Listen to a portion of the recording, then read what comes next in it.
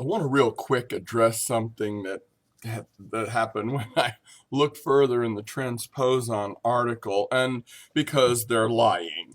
I'm not calling the author of this article a liar, but I do think she is believing a lie. The transposon thing, the difference maker. Now, this is really old hat, but the Biston betullaria, the peppered moth in England, and the melanism, they're saying, look at what it says here, that a transposon in a gene causes peppered moths to turn all black. They were peppered and then they turned black. The dark coloring helps moths to hide on soot-covered trees during the Industrial Revolution. Well, it's almost insinuating that an individual can make this transition, but that a naive reader, a novice, might think that that's what they're saying. Of course, I think what they really mean is that the species can change because of this transposon that just makes the change. All right, I'm sorry, I have to call this naive and uninformed and willingly ignorant and stupid. Okay, because everybody knows it's documented. Before the Industrial Revolution, there were white moths and black moths. And after the Industrial Revolution, there were white moths and black moths.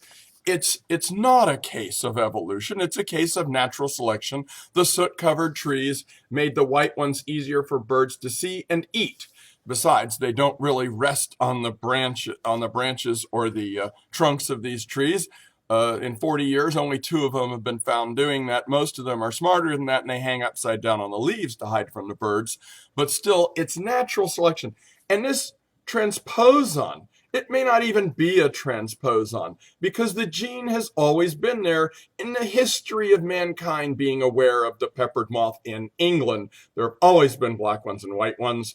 It's just the number of black ones increased with the advent of the Industrial Revolution and the soot-covered darker limbs. Now, I'm going to show you below documentation from famous evolutionary scientist and philosopher Jerry Coyne back in the 90s that explained about Kettlewell's experiments back in the 1950s that documented the Biston betularia's melanism in the Industrial Revolution. They called it industrial melanism. Just take a look at what a known evolutionist says about this thing that's being cited as transposons, making the moths change color.